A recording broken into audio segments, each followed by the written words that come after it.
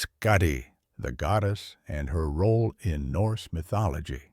Hello, friends! Welcome to our channel where myths come alive and ancient gods reveal their secrets. Today, we journey into a world of icy peaks, misty northern forests, and endless snowy plains.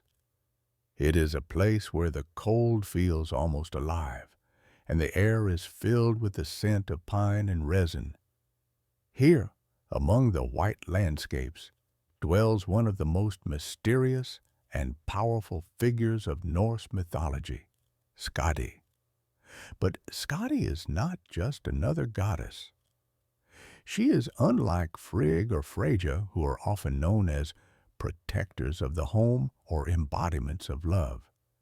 Skadi represents a completely different archetype, a proud and resilient woman who never sought protection. On the contrary, she approached the gods not with a plea, but with a fierce demand for vengeance. It is here, among the frozen wilds, that Skadi confronts the gods of Asgard, not to seek aid, but to seek justice. This encounter, heavy with tension and tragedy, would change her fate and the fate of the gods themselves. Intrigued? Let us explore how this stern goddess of the mountains became a key figure in the world of Asgard, and what events forever altered her life. Let's dive into the myths and stories that still inspire people across the world.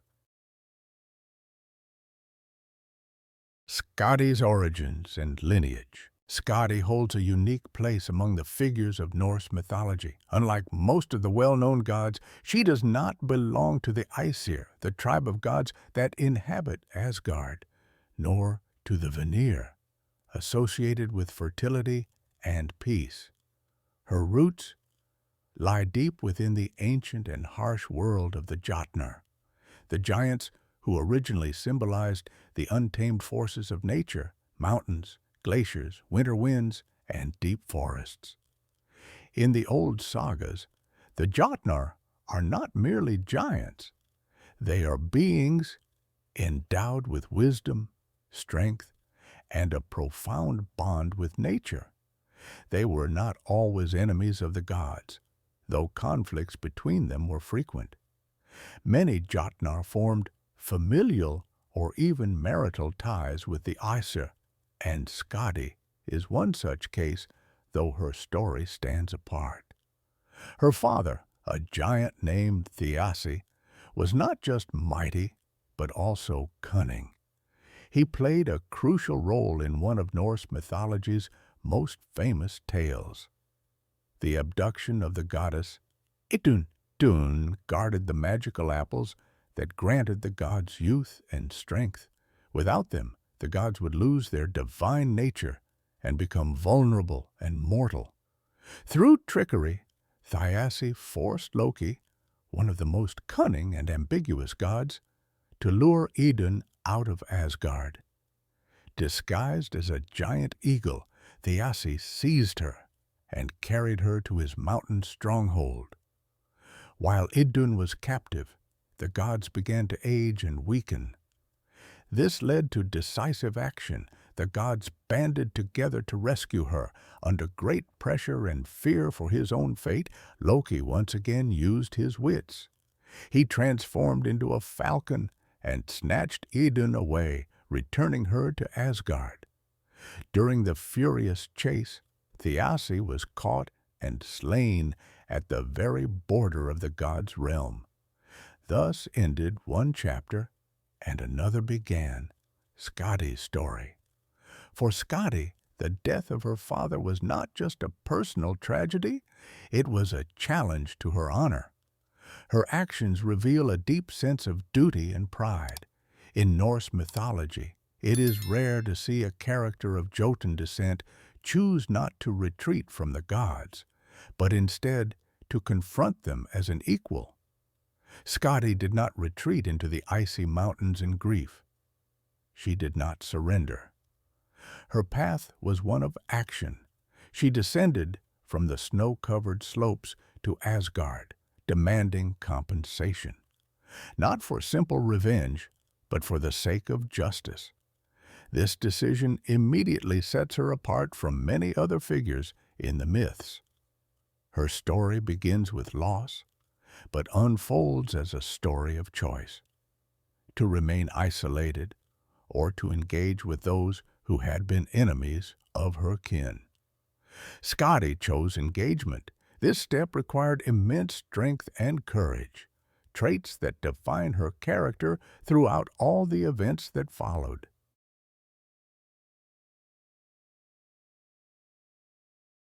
Vengeance and an unexpected alliance. After her father's death, Skadi did not seek comfort or isolation. Instead, she did something few would dare. She armed herself and set out for Asgard, the heart of the Aesir's world, the very gods responsible for Thiassi's death. Her arrival was not a simple protest. It was a powerful statement of dignity, strength, and the demand for justice. Skadi did not come consumed by blind rage. She stood openly, fearlessly determined to defend her truth. When she arrived in Asgard, fully armed, the gods were struck by her presence. At that time, female warriors were rare in myth, especially those who stood face to face with the gods, demanding answers. But Skadi was no ordinary heroine. She embodied the spirit of the mountains and the cold, the strength of solitude, and the resilience of those who lived among stone and snow. She was not seen as a mere angry giantess, but as a noble figure deserving of respect. Rather than escalate the conflict, the gods proposed reconciliation. According to the myth, they offered two unusual conditions to settle the dispute. First, Skadi would be allowed to choose a husband from among the gods, but only by looking at their feet. Second, the gods had to make her laugh, despite her grief and stern demeanor. This trial was not just a game. It carried deep symbolism. Reconciliation required abandoning vengeance, and laughter and marriage became acts of peaceful union between two worlds, that of the Jotun and the Aesir. When the time came to choose a husband, Skadi hoped to select Balder, the most radiant and beloved of all the gods. His name meant bright, and he was admired for his beauty, wisdom, and kindness. Skadi, unable to see the gods' faces, trusted she could recognize him by the elegance of his feet. But fate had its own plans. She mistakenly chose Njord, the god of the sea, winds, and shores. Njord was a deity of the Vanir tribe, and while he was respected and wise, his way of life contrasted sharply with Skadi's. She was born among mountains and snow, where the air was sharp and the ground rocky. Njord ruled over coastal plains, tied to fishing, trade, and gentle ocean breezes. Thus was born a union of opposites: ice and water, mountains and shores. The second condition remained: laughter. Despite all efforts, the gods could not make Skadi laugh. Her face remained still, her gaze unwavering. Then came Loki. As in so many other tales, Loki played a crucial role, using his talent for mischief and absurdity. He tied his beard to a goat's beard with a rope, causing a ridiculous tug-of-war, filled with bleeding, falling, and pure chaos. At first, Skadi merely watched, but the absurdity grew so extreme that even she could not hold back. A smile tugged at her lips, then brightened her face, and finally she laughed. It was not just laughter at foolishness. It was a release, a sign that her grief had eased, if only slightly. Thus ended their strange encounter. Vengeance gave way to alliance, sorrow to a new chapter, and enmity to reconciliation. This myth became a symbol of difficult but possible unions between different worlds. Skadi, who began her journey as a grieving daughter of a giant, ended it as an honored ally among the gods. Skadi and Njord, an unequal union. The union of Skadi and Njord, formed in Asgard after a series of tragic events, turned out to be far less harmonious than the gods had hoped. From the very beginning, it was an attempt to merge opposites: ice and waves, mountains and shores, solitude and coastal life. Yet, no matter how hard Skadi and Njord tried to find common ground, their fundamental differences only grew more apparent. Skadi was born and raised among snow-covered mountains, majestic cliffs, icy winds, and vast silent landscapes. Her spirit was closely tied to the harsh yet beautiful nature of the northern lands. Where winter reigned, she felt truly at home. It was there that her soul was free. The mountains were not just her dwelling, they were an extension of her very being. In this world, she was a huntress, sprinting across the crunching snow, stalking her prey and listening to the voice of the wind. Njord, on the other hand, embodied all things connected to water: tides, fishing, trade routes, and abundance. His domain was the coastline, with its warm sea breezes, foaming waves, and the scent of salt. He was the god to whom people turned for prosperity, bountiful catches, and safe voyages. His nature was gentler, calmer, more balanced, and far more communal than Skadi's. Njord loved songs, the scent of fish, and the roar of the surf. His true home was Jotun, the place where the sea meets the land, and so these two worlds tried to come together. They agreed to alternate their places of residence: 9 nights at Njord's seaside home, followed by 9 nights in Skadi's snowy mountains. This compromise symbolized their effort to maintain the union, but it quickly revealed the vast distance between them, not just physical, but spiritual as well. On the coast, Skadi felt like a stranger. She was irritated by the cries of seagulls, repulsed by the ever-present smell of fish, and even the sound of the waves seemed overwhelming. The restless sea disturbed her. It was too alive, too chaotic, while she longed for the stillness and silence of the snowy peaks. Amid the salty winds, she lost her sense of inner harmony. Njord, for his part, found life in the mountains unbearable.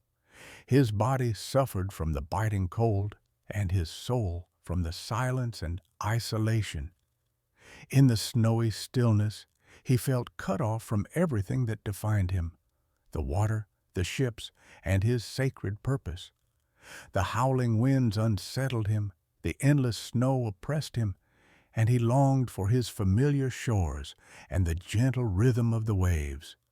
The gulf between their worlds proved too wide to bridge, and soon the couple realized that their union could only exist through pain and sacrifice. They made the wise decision to part ways peacefully, without anger or betrayal, recognizing that even gods are not all-powerful when it comes to matters of the heart and life choices. Each returned to their own realm, to the place where they could truly be themselves. Skadi reclaimed her spirit among glaciers and snows. There, she became a symbol of winter's independence and inner strength. She remained solitary, but not lost, free. Njord, too, returned to the waves, once again embracing the vastness of the sea and the concerns of coastal life. Their story is not just a tale of a failed marriage. It is a myth about the attempt to unite the unjoinable and a reminder of the importance of understanding and accepting one's true nature. This union of gods carries a profound philosophical lesson that remains relevant even today. Sometimes the path to harmony is not through sacrifice, but through the recognition of differences. And even when a union does not endure, it does not mean it was a mistake. It is experience, a lesson, and a chapter of a great saga. Skadi as an independent goddess. Skadi stands out as one of the rare figures in the Norse pantheon, whose identity remains independent of any alliances or outside influences. Even among the Aesir, she did not blend into their company nor become a shadow of someone greater. She remained herself, independent, proud, and free, a goddess who commanded respect and served as a symbol of unyielding spirit and deep connection to nature, especially its harshest elements, mountains, cold, and the hunt. Her name is primarily associated with the realm of cold and snow. Skadi is the spirit of winter in its raw, untamed beauty. Her image is not that of a goddess adorned in finery, seated in a golden hall, but of a huntress racing across snowy slopes on wide skis, with a bow slung over her shoulder and a spear in her hand. Her movements are swift, precise, and decisive. She does not merely survive in the mountains, she masters them, and therein lies her essence. Skadi does not conquer nature, she becomes part of it. Unlike many other deities whose power derives from their lineage or alliances, Skadi's strength comes from within. She was not granted her status by birthright, she earned it. Her father, the Jotun, was a fearsome figure among the giants, and his death at the hands of the Aesir could have left Skadi cast out from the gods. But she chose a different path, a path of action and equal dialogue. Because of this, she was not only accepted into Asgard, but was respected and, most importantly, never fully assimilated. Skadi remained the Jotun in spirit, strong-willed, proud, and untouched by politics and intrigue. Nevertheless, she took part in the gatherings of the gods, where her voice carried as much weight as that of any Aesir. It is a rare case in mythology, a woman from another world not only accepted, but granted equal standing. Skadi is one of the few goddesses depicted not as a wife or mother, but as a force in her own right. She chose where to be, with whom to be, and how to act. Though her cult was never widespread, it left a lasting mark among the northern peoples. Skadi was especially revered in mountainous regions where hunting was essential to survival. Travelers venturing into wild places often sought her protection, for she understood the loneliness and hardships of the path. Her symbols, skis and hunting weapons, carried not only practical but also symbolic meaning. They represented strength, endurance, and freedom. Interestingly, despite her stern and formidable image, Skadi was not without a sense of justice and the ability to compromise. Her agreement with the Aesir after her father's death was not an act of submission, but a display of wisdom. She chose a path where honor could be restored not through bloodshed, but through decisions worthy of gods. And yet, after all her trials, she returned to her true home, the mountains, there, where one does not need to be a goddess to be great. Thus, Skadi is not merely a character from myths. She is an archetype, a reflection of inner strength, freedom, and self-reliance. She does not need constant mention in sagas to command respect. It is enough to know that somewhere in the eternal snows and silence, her spirit still guards the paths of hunters and guides those who walk alone, into the wind, into the cold, and toward their true selves. Mentions of Skadi in ancient sources. Our knowledge of Skadi, the enigmatic and majestic goddess of the northern mountains, comes primarily from two key works of Old Norse literature, the Poetic Edda and the Prose Edda, also known as Snorri's Edda. These sources form the foundation of all Norse mythology, and it is from them that we draw most of our understanding of the gods, giants, and other mythological beings, including Skadi herself.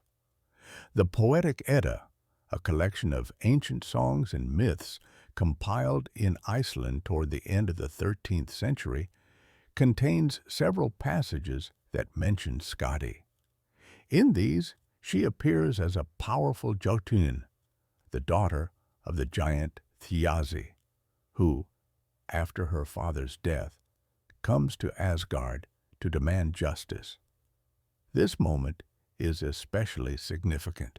While most characters in Norse myths tend to act through cunning or violence, Skadi emphasizes law and open dialogue, highlighting her inner strength and her ability to earn respect even from those who were initially her enemies. The Prose Edda, written by Snorri Sturluson, a prominent Icelandic statesman and writer of the early 13th century, offers a more detailed portrait of Skadi's character. In this work, we see not only her quest for vengeance, but also her full integration into the gatherings of the Aesir. Her image does not fade into the background. Rather, it becomes a symbol of a force that comes from outside, yet retains its uniqueness. In the chapters devoted to the gods, Skadi is mentioned not as a companion or wife, but as an independent figure, equal in deeds and character. Particularly noteworthy are the episodes where Skadi stands alongside the Aesir while maintaining her proud detachment. She does not seek power or try to become one of them. She remains true to herself, and it is precisely this that earns their respect. Even Loki, infamous for his boldness and mockery, dares not openly ridicule Skadi. Her seriousness and dignity command a level of reverence that prevents frivolity. Interestingly, both Eddas emphasize not just Skadi's strength, but also her inner balance.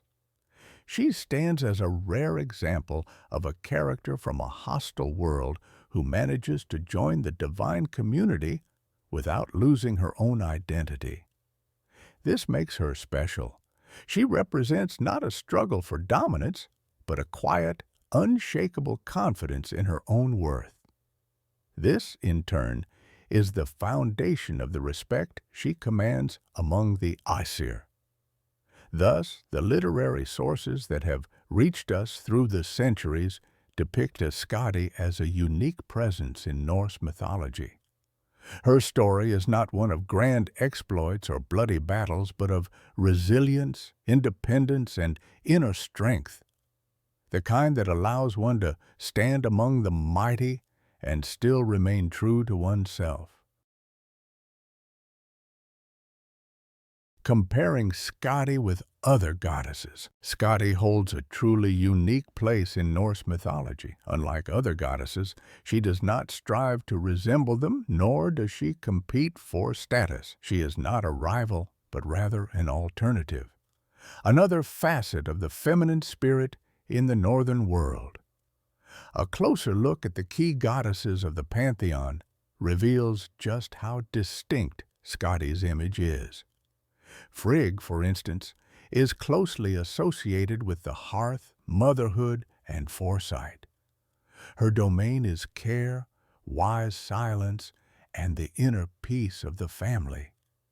She is the wife of the All-Father Odin and a symbol of stability and domestic serenity. Freya, on the other hand, is the goddess of love, beauty, and fertility.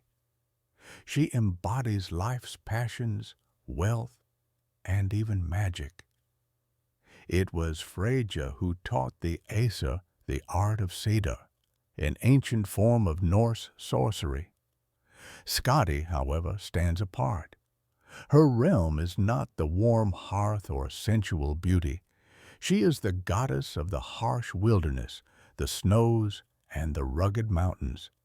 She lives where icy silence reigns, and her symbols are not wreaths or necklaces, but skis, a bow, and a spear. In the myths, she does not appear as someone's spouse or companion, but as a force in her own right. She is not defined by her relationship to a man or by familial ties. She is valued for her own actions, her own character, and her steadfast spirit. Most importantly, Skadi stands at the boundary between worlds. She is a bridge between two realms, the ordered world of the Aesir and the wild primal world of the Jotun.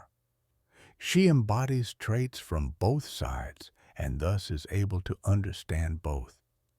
Her personal journey is one of reconciliation, not through submission, but through mutual respect. Skadi also represents the border between warmth and cold, between home and the open road, between comfort and challenge. She is the patroness of hunters, solitary travelers, and those who willingly venture into the unknown. This makes her figure particularly relevant in a world where adaptability, inner freedom, and independence are increasingly valued over stability. Interestingly, unlike many other female figures in mythology, Skadi's story does not center around marriage or motherhood. She is not defined by her role as a wife or mother. She is defined by herself. This is rare even in myths, where female characters often revolve around familial roles. Skadi, however, is a symbol of a woman forging her own path without waiting for approval or recognition. Thus, Skadi's image complements and balances the pantheon of northern goddesses. She is not part of a rigid structure, but rather a boundary, one that does not merely separate, but connects. Her story holds the deeper truth that the world is made not only of opposites, but of transitions between them. And it is these transitions that make us stronger, wiser, and closer to each other.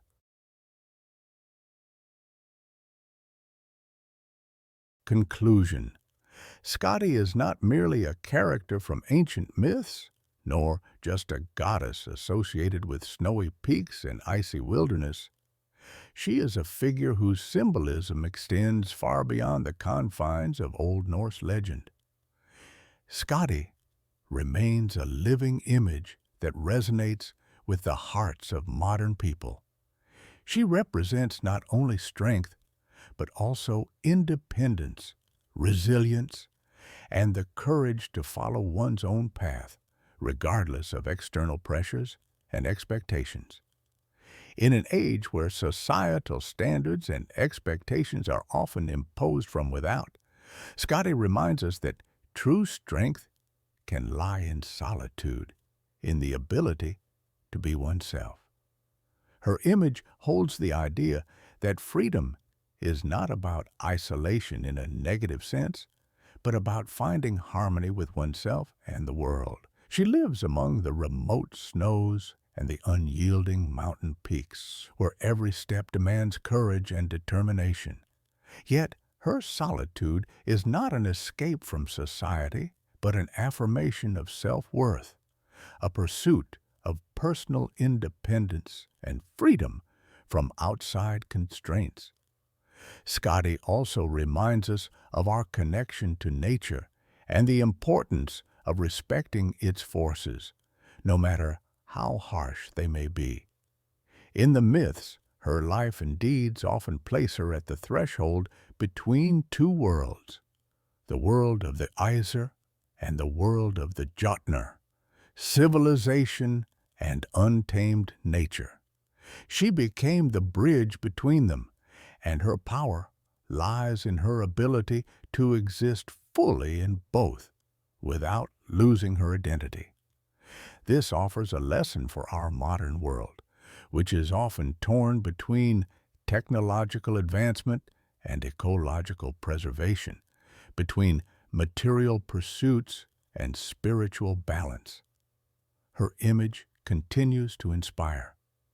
Skadi teaches us that we can be strong and independent without severing our ties to nature or rejecting our roots. She symbolizes those who choose their own path, facing trials and challenges with unwavering resolve, standing firm in a world that often seeks to dictate their place. Skadi reminds us that what truly matters is not what others think of us, but how we see ourselves and the path we choose to walk in life. If you enjoyed this journey into the world of Norse mythology, and if you are fascinated by stories of gods, heroes, and great events that once inspired entire nations, be sure to subscribe to the channel. Here you will find even more captivating tales about myths, historical figures, and cultural legacies that continue to captivate people to this day. See you in the next video, where we will continue exploring the world of Norse gods, their stories, and the timeless inspiration they offer us even now.